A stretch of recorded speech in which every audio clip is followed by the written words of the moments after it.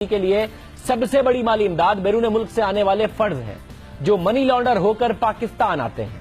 اس کے علاوہ دہشت گرد منشیات کی اسمگلنگ، اغوا برائے تاوان، بھتہ، گاڑیوں کی چوری، حوالہ، ہنڈی اور نیٹو کے سامان کی فروخت سے بھی پیسہ جمع کر رہے ہیں۔ منی لانڈرنگ ایک سنجیدہ مسئلہ ہے۔ رپورٹ میں تسلیم کیا گیا ہے کہ پاکستان میں منی لانڈرنگ اور دہشت گردوں کی مالی معاونت روکنے کے لیے اب تک خاطر خواہ اقدامات نہیں اٹھائے جا سکے، اور اس رپورٹ کے مطابق پاکستان میں منی لانڈرنگ اور ٹیررزم فائنینسنگ یعنی دہشت گردی کی فائنینسنگ کا خطرہ بہت زیادہ ہے۔ عالمی دہشت گرد نیٹ ورک اور غیر ملکی خفیہ ایجنسیاں پاکستان میں دہشت گردوں کو وسائل فراہم کر رہی ہیں۔ رپورٹ میں سفارش کی گئی ہے کہ بیرون ملک سے دہشت گردوں کی فنڈنگ روکنے کے لیے عالمی سطح پر سفارتی کوشش کرنے کی ضرورت ہے۔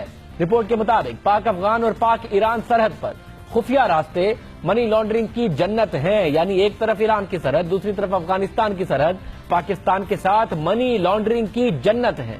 یہاں سے سالانہ اربوں روپے کی منی لانڈرنگ ہوتی ہے۔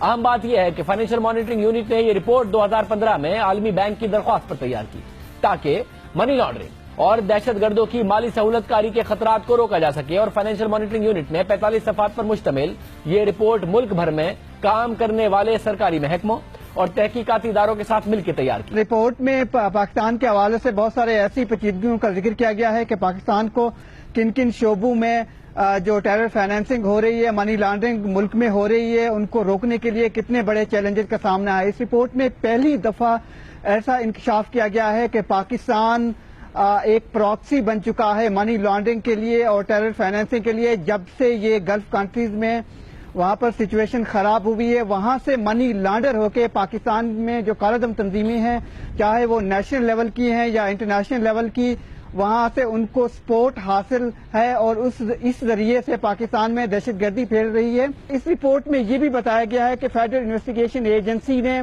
تقریباً 256 کیسز منی لانڈرنگ اور ٹیرر فائنینسنگ کے انڈر فائل کیے۔ اس میں یہ حیران کن طور پر بتایا گیا ہے کہ صرف ایک کیس ہے جس میں کورٹ میں اس کا فیصلہ ہوا ہے۔